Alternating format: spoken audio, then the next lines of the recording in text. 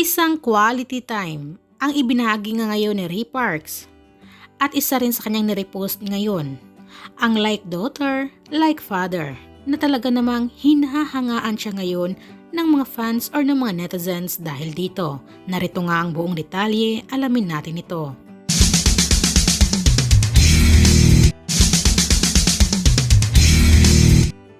Isa ngang makulay ang love life ng isang sikat na social media influencer o vlogger nga dito sa ating bansa na si Zainab Harake at ang kanyang bagong jowa nga na isang international basketball player na si Bobby Ray Parks Jr.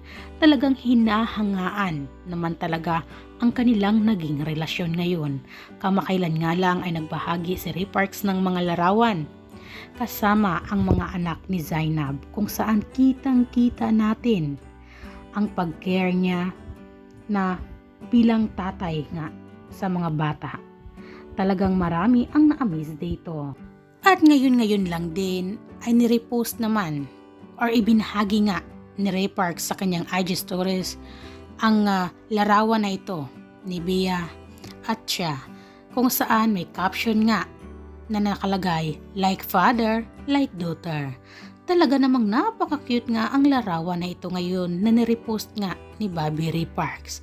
At sunod naman ay itong quality time na nakausap nga ni Ray Parks ang pamilya niya o si Zainab at ang mga bata. Sa naging caption nga dito na inilagay naman ni Ray Parks, quality time since sobrang hardworking ng mga parents. At tinag nga niya dito si Zainab, Lucas at pati na rin ang bunsong anak ni Zainab at ni Skastakli na si Bea.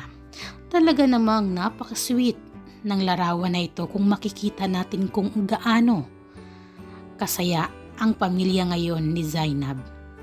Kitang-kita natin ang mga ngiti sa mga mukha ng mga bata. Talagang meron silang tatay na isang Ray Parks ngayon na hindi man lang na ranasan nila noon kay Skastakli. Kaya super marami nga ang natuwa at na-amaze dito ngayon sa relasyon na ito nila ni Zainab at ni Ray Parks dahil hindi lamang si Zainab ang minahal ni Ray Parks kundi pati na ang dalawang anak ni Zainab na talaga namang ito ang nagpamangha at napamahal ang mga fans dito.